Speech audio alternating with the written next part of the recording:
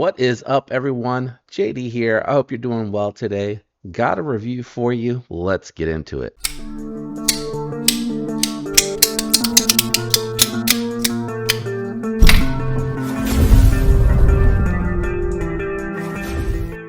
All right, everyone, I'm super excited to get into this one. It is a model that I have owned other iterations of, and I've missed it. So I'm really excited that this particular version came out. That is the Spyderco Manix 2. This is the Blade HQ exclusive in M4 blade steel, and just really like this. Already have some goodies coming in, so stay tuned for those mod videos that'll be coming. Let's go ahead and get into the review though. We're going to start it off with some size comparisons. First up, we got the Spyderco Para 3 lightweight and applied weapon tech scales. So you can see that the Manix 2 is a full-sized knife. There you go. It was just rocking on that wire pocket clip, man. And then here it is against the Spyderco Shaman. I do consider the Manix 2 a full-size knife, but it is not quite as full-sized as the Shaman. But I wouldn't constitute it as medium. It has really good ergos and a lot of real estate on there for the hand, so that's why I kind of consider it more full-sized. Now, if I can stop kicking the table, I will say that the Shaman is probably more comparable to the Ontario Rat 1, and then I would say the Rat 2 is closer in size to the Para 3. In case you're interested in those are just really old, outdated knives. They're great work knives for the money, but you can get so much more for the material these days, so I really just don't even use those for references anymore. We'll bring out the Shaman back out here in just a minute for profile, but let's go ahead and keep going for the size comparisons. Here is what I would constitute a medium-sized EDC, and that is the Miguron Moryarl. And you can see the Manix is slightly bigger, and then a budget knife here, button lock, Civivi Amorite for that more full-size comparison. So we're going to use the full size since I do constitute this as full size, even though it is a little bit smaller, but it's not too different. It's not too different. It's a good size. So it is coming in just a skosh thinner than the Amorite. I think I just slid on that. But hopefully you can see past the contouring on it to see that it is just slightly thinner. And then I did say we would bring the Shaman back out here. The Shaman has the Rips garage gear scales on it, but identical thickness there as the lightweight. Let's see what they look like side by side closed up against these other two full-sized knives. And you can see there really in line with the Shaman. Actually I keep moving all of them. I would probably say I would just call it even as with the Shaman. I would just say it's even with the Shaman, honestly, guys. Not going to be a huge difference, but let's check the weight out on this one and see what the lightweight version of the Manix 2 is coming in at. All right, scale is zeroed, coming in at under 3 ounces. So there you go. For anyone out there that is looking for a full-size knife under 3 ounces, your prayers have been answered. All right, let's get into the review. First things first, let's take it down to the garage, get the cut test on screen, and then we'll talk about the knife. All right, guys, down in the garage with the Blade HQ exclusive Manix 2 lightweight and M4. I really love this color combination, and the lightweight's just such a great option. Let's check out and see if Spyderco's edge is any good. Why did that? Oh my gosh! It's like there's no resistance going through. Like I can't even. I'm not even playing. I can't even feel that the paper is there. That is bananas, y'all. That is crazy. Spyderco just continuing to destroy the market with their edges from the factory. That is crazy. Look how beautiful that is. That is a factory fresh edge. This knife came in 2 days ago. 2 days ago. I've handled a bunch of Manixes, but I've never really incorporated the cutting test into their reviews. So I figure, why not do this one? I've had lightweights, I've had regulars, I've had the XLs, and you know, I just love all the models. They're so comfortable, guys. If you don't know which Spyderco to get and you're kicking the tires on one, I cannot recommend this one to you enough. We got single ply. Can you see that? Camera, can you see that? Yeah. Single ply cardboard. Let's go ahead and just do a few passes through here. You know, an M4 is one of those steels that's highly, whoops, oh my gosh. Oh my gosh. M4 is one of those steels that is just highly underrated. My Lord have mercy, the precision with this thing, it's kind of crazy. Underrated for its edge retention. Just so phenomenal, guys. I mean, it is no resistance. The way that this is moving through the cardboard, it is crazy. Let's see that tip. Wow.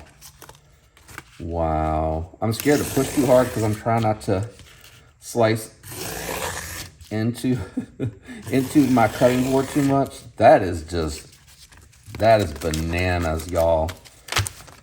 I tell you, every time I get a Spyderco in hand, I am just absolutely flabbergasted. Oops. Let's see here. Is there tape? No, doesn't feel like there's any tape. Let's just see. So it does feel like there is potentially a spot, unless the edge was gummed up in a specific spot, which it might have just been.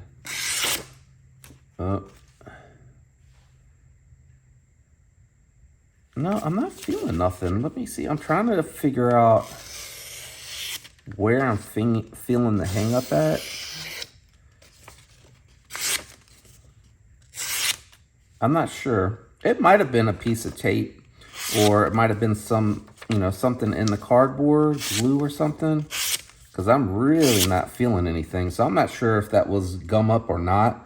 But my experience with Spyderco's M4, I've gone a couple of months on my M4 Shaman without sharpening it, and it held that factory edge to where I could cut through the paper after the cardboard, because I was just curious to see how far it could go. And it's kind of ridiculous, but very comfortable. Really just a quick light cut test. I might be able to I'll do a cut test where I cut through different material, and I'll share that later, like in a dedicated cut video. But this is just, it's so comfortable and so grippy. And I know it's polymer, guys, but it's so rigid and so thick, and the way that they reinforce and do these, I just cannot recommend these enough. Great winter carry, great summertime carry if you need something light.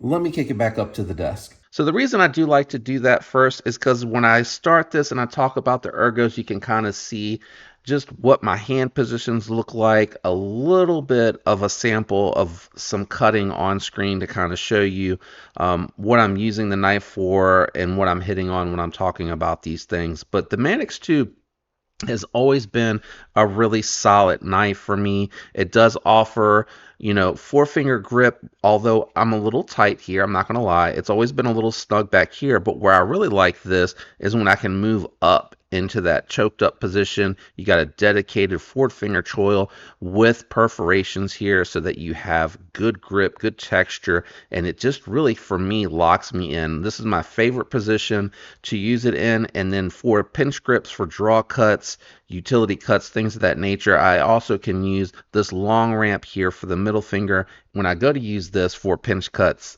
I'm in a really good position, very comfortable, very easy to use, very easy to control. And then choking up on the knife is also really nice too. So if you need to be out on the tip for detailed work, it's going to be nice, but it has that leaf shape to it, in my opinion, that also allows you to have really good power cuts. I apologize, the sun's out. I know it's cutting into the screen a little bit here. So ergos on this are fantastic. The factory ball cage is okay. It has decent perforation on it. You can grip it. I wish there was a little bit of jimping back here. I think that would help keep the, sorry, my finger slipped off of the the pocket clip there, it would help keep it in position when you go to lock it and unlock it. It does want to move around a little bit back there on the palm.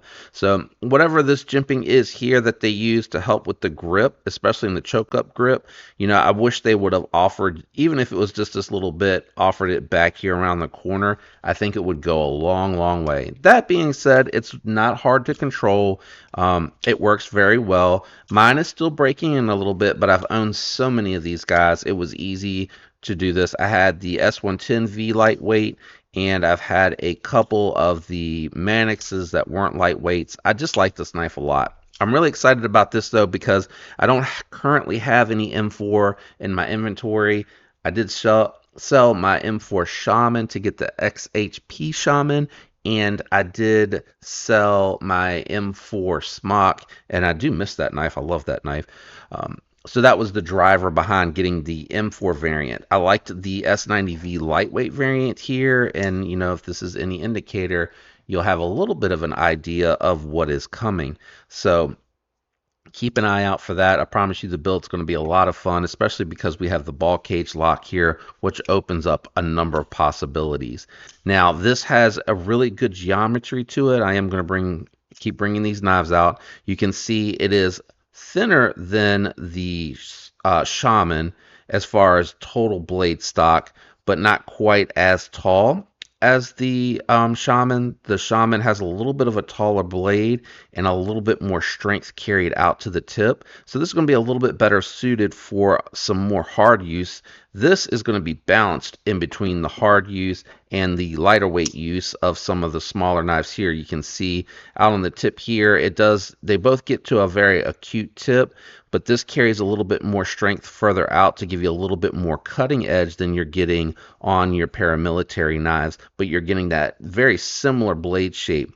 So I feel like the Manix 2 does a good job of being kind of a hybrid between the Shaman and the paramilitary lineups. You get that, again, what I would call, I don't know, you could probably say it's more bird. I like this as a leaf shape. I think of this as the bird shape because it comes up. This has a very muted increase where it raises and comes out. And then the drop on the tip for the Manix 2 is going to be more similarly in line, in my opinion, to the the Shaman than it is the paramilitary. Because if you look at these, when you hold them in your hand in that certain grip, this comes down to a lower drop point. This is kind of somewhere in the middle, and this is just a little bit higher, but they're very, very close in my opinion. So if you don't like the full size and you don't like the slightly thicker geometry of the Shaman, then in my opinion, the Manix 2 is the best model. I really think the Manix 2 is really where you should start if you're thinking about a Spyderco, but you don't know which one to start with. I think the Manix 2 really covers all of your needs. It's going to be a great blade shape, great geometry, strong lock, very easy to use, keeps the finger out of the blade path. It is going to be right hand and left hand friendly, especially because they do offer the option to reverse the pocket clip. A lot of people complain about the fact that the compression lock does not offer that, and that's where I think the ball cage it accommodates being right-handed or left-handed. I don't have the pocket clip to lean on over here. I'm sorry. I'm trying my best. But with the pocket clip not over there, it's kind of hard to use it left-handed.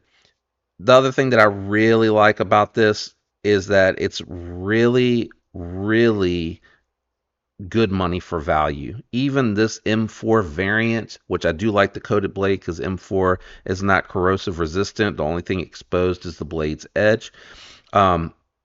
You're getting a really good build. I know the FRN isn't everybody's cup of tea, but if you need a work knife, just a one and done, these bidirectional patterns here that they do on the FRN are very grippy without being a pocket shredder.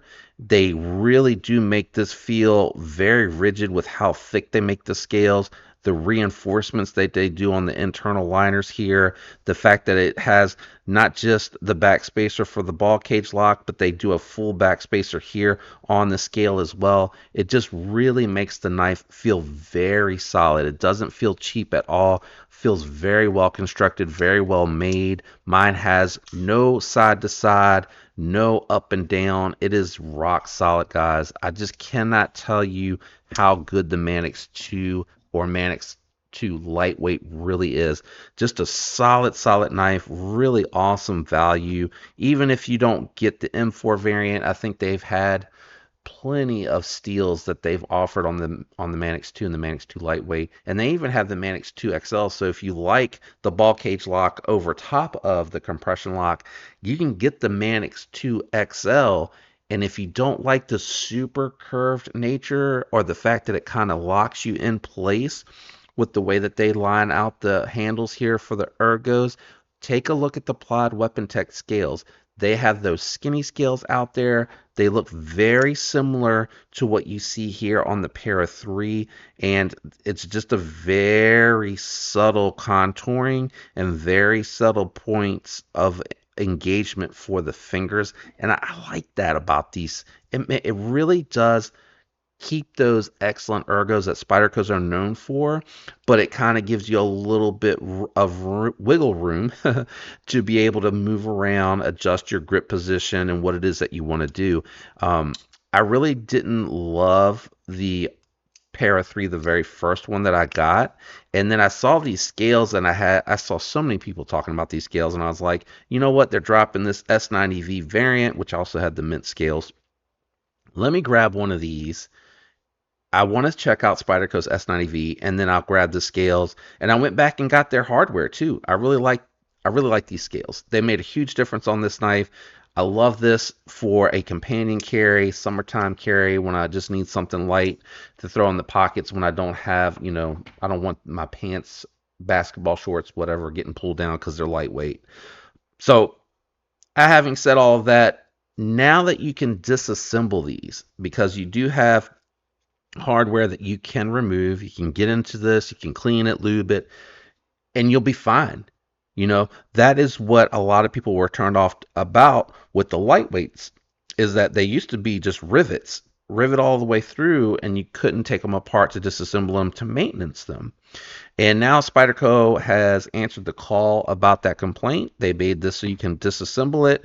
It's going to be a very easy disassembly to clean and maintenance, and that is an awesome adjustment, in my opinion, for the lightweights, because the lightweights are some of their more affordable USA made lines with some incredible steel options. Even if you get the BD1N, that's not a steel that's going to blow people away, but you're going to get very comparable performance to like your 14Cs and your Nitro Vs and 154CM. Spyderco is going to put a really good heat treat on it, and it's going to perform well. It's not going to blow anyone away, but for the money, USA made, I really think it's a viable option. But what excites me is when they do these really incredible steels on this particular setup. I really love that a lot.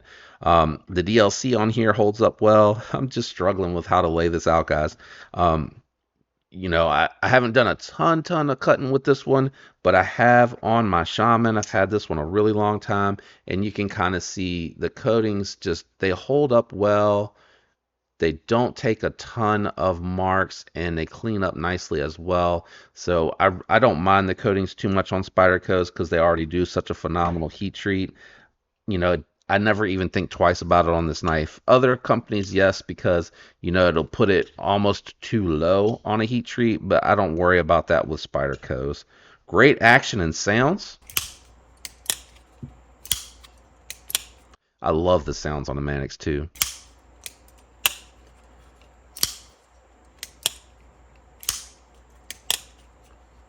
Just great sounds, great action, very satisfying to deploy. Don't love the wire clips, but they do Lynch makes pocket clips that are great for this, especially with this type of scales, because theirs doesn't have like overly aggressive clip retention, not edge retention, clip retention. These clips are a little bit stronger that come with the knife than what you might get from like Lynch Northwest, but they do have titanium fold over clips that do make this deep carry. So you may want to check that out. For these particular knives, because I do tend to use these more like work knives, I don't mind this much sticking out, because this is what I'll grab onto to pull them out of the pocket instead of going all the way into the pocket. It makes it nice to grip that part of the knife. They do, for whatever reason, make the wire clip here deep carry versus this one here, so it does go in a little bit further, so you have to go in more, but I really don't mind these clips too much. And again, if they do bother you, there's a lot of options out there to go get one that are like fold over or full titanium, and they kind of drop in, and they're really easy to install, and they're pretty affordable. I think Lynch does a really good job keeping their price point way down low. Well, that's my review. Again, I have a bunch of Manix videos out there because I've owned so many of them, and I'm super excited to have some M4 back in my inventory, and I really kind of like this color combination, even though my wife saw this and she was like, but I personally like it. I think it's fun, and you know, you can swap the scales if you don't, but you're interested in the M4, which I didn't really want another mint knife when I got the S90V variant, so that's why I went out and got the Applied Weapon Tech scales, so that I could customize it. You know, I'm partial to blue. I like blues and greens, and I think I'm going to keep this one minty. Let me know your thoughts down in the comments below. Did you see this one? Did you grab one? Do you already have a Manix 2? And what steel are you carrying yours in? I'm interested in that as well. Shout out to everyone out there that likes, uses the links, comments, is subscribed, watches the videos to the end. All of that helps the channel. Special shout out to my members. I appreciate your membership and your support. It helps the channel so much, guys. I love you. I hope all of you have a fantastic week. Until next time, peace.